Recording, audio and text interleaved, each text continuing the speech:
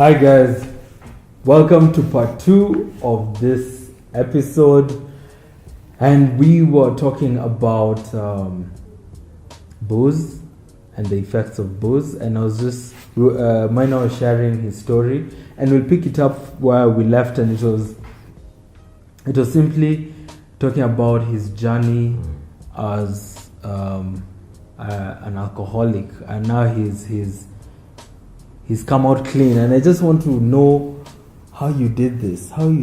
He's 8 years alcohol free. In August. Wow. More like 7.5. Those are goals, man. But anyway, tell us, Maina, how did you get to this point? Like, I mean, not how did you get to this point. Mm-hmm. How did you clean up? How I cleaned up was not very clean. Wasn't a straight line. It wasn't a straight line. Okay. There's no manual. Mm-hmm. There is no right way or wrong way how to go about it. Okay. It just becomes a story of what will be your way. Now, Bro, for me, what happened 7.5 years ago was 1 minute I was clubbing. From the part I could recollect, I was clubbing. And then when I was sobering up, you always wake up and look at, this is not my ceiling. So that was that reaction. This is not my ceiling. I can't move. And I realized I'm in hospital. What? Now, how I got to hospital, I don't know. But I remember looking at that ceiling and saying, I am in hospital because of drinking. That's the last time I drink. Now, of course, as I was talking about the other time, I've gone through stints where I don't drink for a month, I don't drink for 2 months, I don't drink for 3 months. And there's that aspect that I always, that what I was looking for was being in control of what I do. That I don't get into a situation where I'm saying it's because of the pints.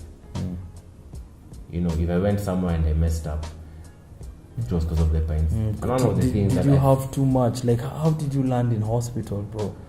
Now, how I landed in hospital is another story. Tell us. Because one of the things, first, I don't recollect how I got to hospital. So I'm talking about how I was told I got to hospital. So one of the bartenders got my phone. They tried to call some numbers. They called my aunt. This is about 4 a.m. They called my aunt, who sent a cab to come and pick me, and the cab took me to Hosi. So you can imagine taking your family through that. I mean, you're an adult. And people are now being taken to hospital, not because you couldn't control it. And this was something now I thought about way later. But you see, pints always bring impaired judgment. Yeah, sure. And for me, that was the thing. I never thought I had a problem. I never thought I had a problem drinking until I woke up in hospital and I'm like, I need to stop. So that was your turning point. That for me was my turning point. I need to stop. And one of the things I remember was there's a friend of mine who told me and shared with me, now later, about 3 years after I had stopped, and he told me, man, I just have to tell you, there are times I used to see your call and I ignore, because I know you will call me, we'll get into it, we'll go on a drinking spree, and tomorrow I am compromised. I'll not be able to make it to Jobo. Boss, you're that guy. Guys used to duck. The way you say you guys as Sumbua. Yeah. I used to be that guy. If I'm in your hood, I'll holler. Yeah. And that also feeds into that aspect of I wanted to be a cool kid. I wanted to be a relatable kid. Just to fit in. I remember, like, for many of my friends, they'd say, there are times we'd go to, even guys who are within Campo, we'd go to WST and Maina had it on lock. And you look back, the thing that I can say was really beneficial at the time is my friends. because friends did look out for me. You know, some of my friends are older, some of my friends are younger, but there's that aspect of friends used to look out for me, used to take care of me. I guess maybe I still am a pretty likable guy. So I'd ensure I'd not ruffle anyone's feathers. I'd try to, you know. So if you are my pal, then you're already in the fold. I get you. So I think when I look back, I excelled at being cool, but I wasn't comfortable with being cool. That's not what I can say I was looking for. Okay, you know? and you just mentioned friends were a big were instrumental in your journey of cleanup. Now, did you have to change the circle that you were with, or did you have to cut off, nip some friends? How was it like? Because I imagine you are in this joint where you're feeling it's dark. I need to clean up. I just messed up. My family thinks this of me, and I don't want to be this person. So you're saying, like, what steps did you take thereafter? What did you do? Well, for one, I can't say really thought about how my family thinks about me. Okay. I think it was more about, now I am here. What am I going to do next? You've already messed up by all ways and means. So thinking about what somebody else thinks is not as beneficial as thinking about what do I want to do next. And that was the thing for me. Now, what is normally said is that people quit drinking for two reasons. One, either you find Christ or you really mess up. Now, for me, because it was I really messed up, I needed to find what that space represents for me. Okay. One of the things that I tell people is that when being in hospital is when a friend tells you they're in hospital, go and see them. Go and see them. Now, I was in hospital for a week. A day has 24 hours. You sleep for about 10. You're left with 14 hours. You are visited for about 4 hours. So that's lunchtime visit, an evening visit. That's like about 4 hours. Then just take it like maybe the nurses or people will come and see you maybe for about 2 hours. Attend to you and that kind of thing. You have about 8 hours to yourself. And in that period of time, you're thinking, okay, what am I going to do?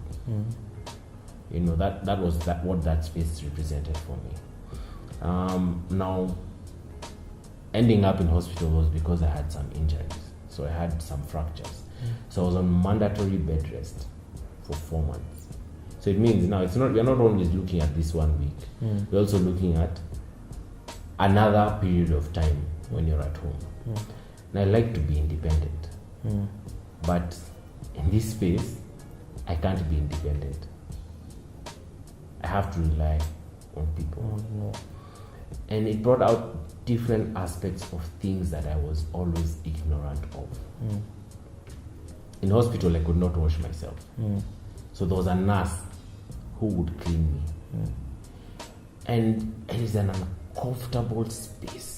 What do you mean clean you? It is an uncomfortable space. You used to do so on yourself, or what? It is an uncomfortable space.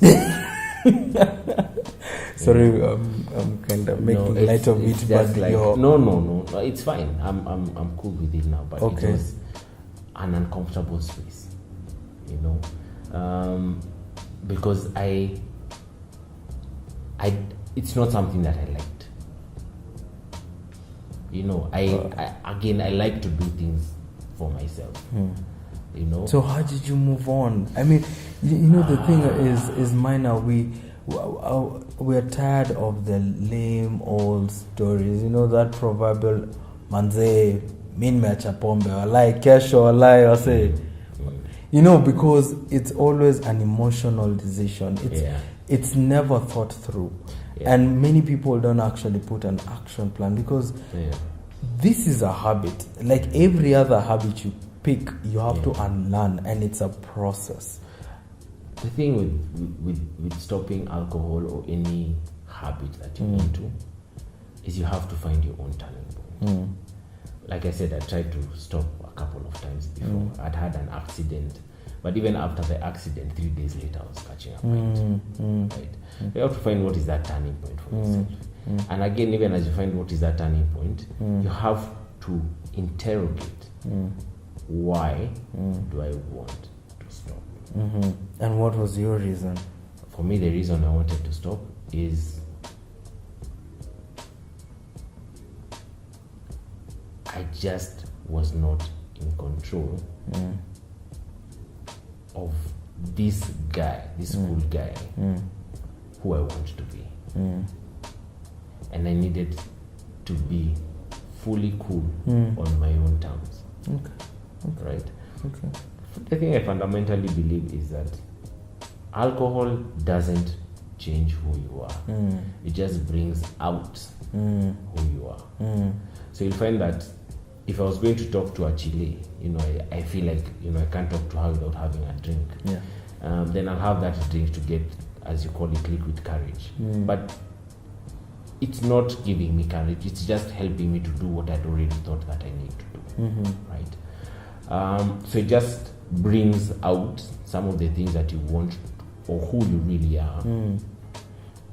But with something or someone to blame. Absolutely. If alcohol was a person. So Maina, I'm looking at it this way. There's someone watching us, and for some reason we are always stuck in a rut. Sometimes it's we've read books, and we've spoken to counselors, and guys are always giving very flimsy reasons as to how to live a better habit. My struggle hasn't been booze per se, but it was a big pothead. But I'm tying it in with booze because habits are habits. The process of cleaning up is almost the same, but as you said, it starts with yourself. It's a self-awareness and getting to find out deep down truly what is the root cause. And a lot of it is guys they have confidence issues, or they're not bold enough to call it as it is, because there's something I've admired about these geek guys we used to have in school. They're not cool people.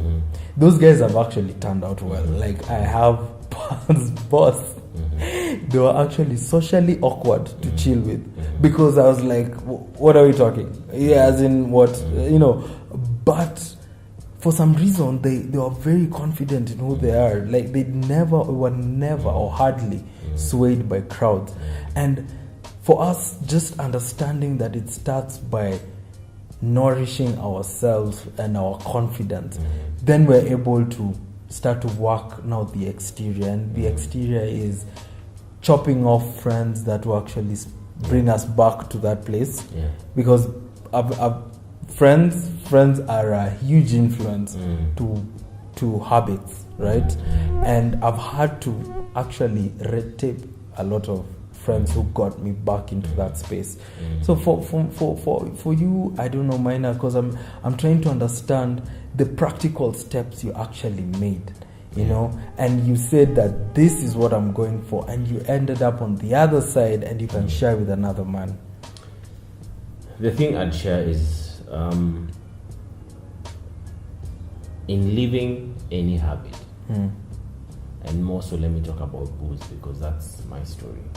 In living booze, I needed to be held. Like how you walk with a toddler. I needed that. That people would encourage me to stay in my commitment. That even when I fumble, when I miss a step, that guys can hold me up. So one of the things that I noticed in a lot of people is that when guys leave booze or a habit and go into faith, into their journey of faith, like they go into it so deep that when they meet a friend from their past that you don't know my fear was, if I meet someone who I used to drink with, I will not be able to control myself. That if this guy tells me, you guys, let's just go catch one, that I'd not be strong enough. So one of the things I chose to do was to continue hanging with my pals. But this time when I hang, I'll hang without drinking. So you actually took yourself back into that space, and yet you hadn't fully healed. You need to remember that you always think that you're in control, right? Now, fortunately for me, based on the unfortunate incident that I had gone through, when I'd share with people why I don't drink, people would say, believe in me, if I was you, I'd not drink. So as opposed to that being negative, that encouraged me to walk. Okay. That encouraged me. That's now the toddler holding. So it did legitimize the reason why I was not drinking. So I'd meet with people, and even at times you'd have people fight your battle for you. So you go out, I'm hanging out with some guys, and they're like, no, that guy, leave him, he doesn't drink. What? And slowly, yeah, I mastered my courage. So that's how you, okay. Now, what does that mean for maybe somebody else? It means that you need to talk about what you want to do. So I told guys, me, by the way, I've quit pints. And by the way, this one, I have quit, and I have quit pints. Yeah. And of course, guys were like, give you 6 months, give you a year, you'll be back on it. But when people are able to see your resolve, because I believe that's what happened for me, then people are able to say, okay, this is something that this guy really wants, I'm going to help him. There's that aspect of being so focused on a purpose that the only thing people can be able to do is to help you stay on that path. Wow, it seems guys are different. Like, I don't know if it's because we also personalities are different, but I find it harder to quit a habit while still being in the same environment, or rather with the same friends, because you find that the issue is not your friends, as you put it so well. It's you who owns up to make the choice to drink with them, right? But the hardest bit is growing that muscle to say no, and that thing is built over time. You have to work it until you say, like you rightfully said, you got the power to say no, and I feel it's different for different people. So again, you also have to study yourself. You need to look at your character and also what you can handle as a man before you're able to expose yourself to such situations where it will just reel you back into the same problem. And would you say, sorry, Maina, for catching you short, because I'm actually trying to find again, because I know at least your background kidogo, and did faith have a part to play in all this? I found faith way later. Okay. Well, the thing about faith is you're told, bring up your child in the way of the Lord, and even as they grow, they will not depart from it. Yes. So I ran away from church for a long period of time. And one of the reasons I ran away from church was because I'd go out and I see guys of church who are out. Tomorrow they're leading praise and worship. Now that was a big battle for me. Yeah. Why? Because I didn't want to be that person because I'm very judgmental. Okay. I didn't want to be judged in the same way. So I found it better for me to run away from the church than to be that guy who guys would be like, this guy was out, now he's in church, and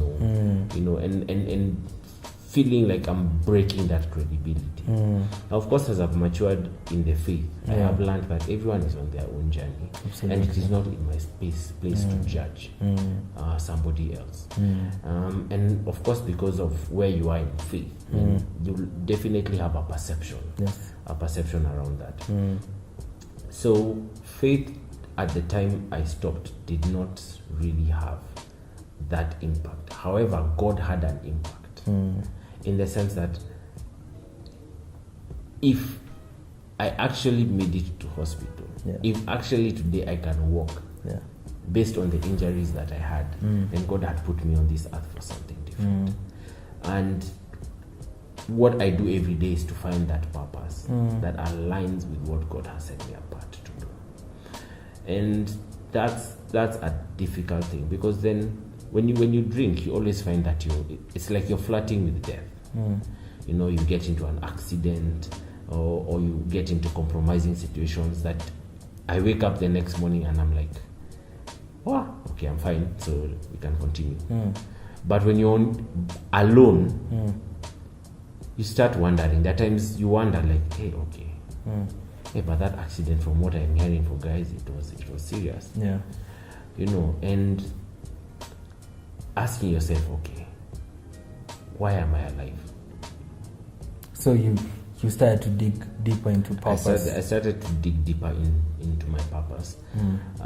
One, what has God set me aside to do? And two, what am I going to do now that I have what you'd call a second chance? Absolutely. Yeah. Wow.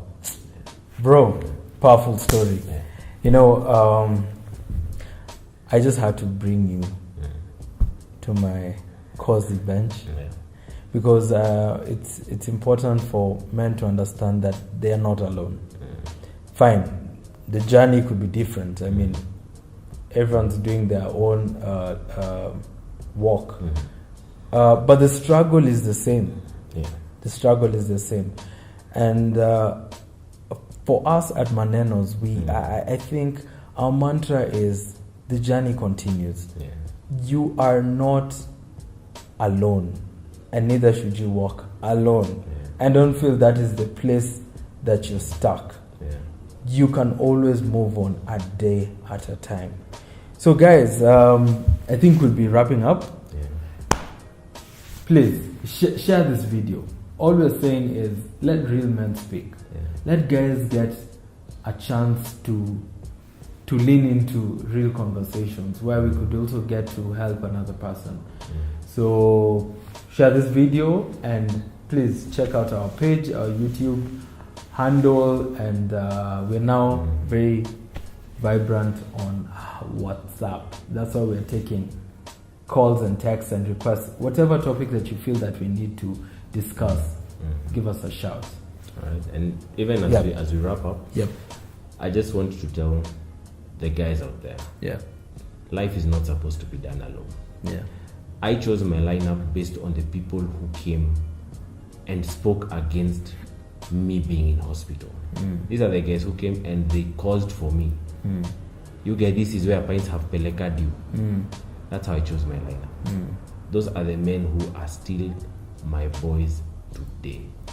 And these are the same men who caused for me when I got saved and did not tell them. So life is not meant to be done alone. Right? And if you want, I normally tell people, if you want to walk fast, walk alone. But if you want to walk far, walk with others.